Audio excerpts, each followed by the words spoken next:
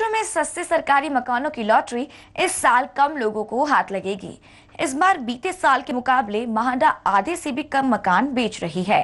मुंबई महानगर पालिका के दायरे में शायद अब म्हाडा फ्लैट के लिए लॉटरी लगाने का आखिरी मौका होगा।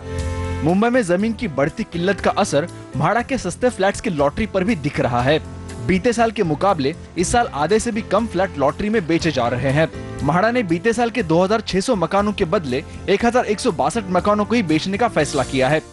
ये फ्लैट मुंबई के पवई, चारकोप और मागाठाणे जैसे इलाकों में आएंगे। मुंबई में जमीन कम होने से म्हाडा अब नीलामी के लिए सबर्बन इलाकों में ज्यादा फ्लैट बना रही है। लेकिन इस साल विरार इलाके के करीब 2400 फ्लैट लॉटरी में FSI नियमों में दिक्कत की वजह से अटक गए।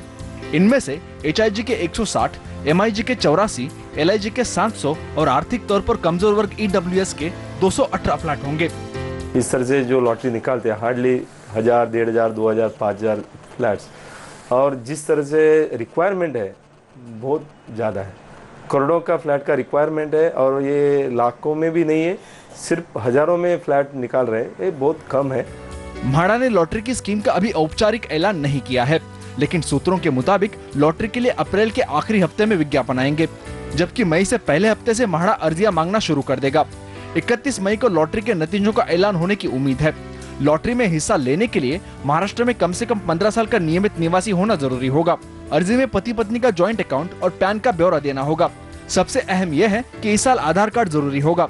एप्लीकेशन देते समय आधार नंबर देना ऑप्शनल होगा, लेकिन पोजीशन के वक्त आधार कार्ड दिखाना होगा। Coming out with the transparency with this scheme of the lottery and this, so that will be giving good benefit to the people who have applied for the houses. ग्राहक म्हाडा की website पर जाकर online अर्जी दे सकेंगे और ग्राहक demand draft बनवाकर या फिर एक्सिस बैंक की शाखाओं में जाकर पेमेंट कर सकेंगे। तरुण शर्मा, जी बिजनेस, मुंबई। प्रॉपर्टी बाजार से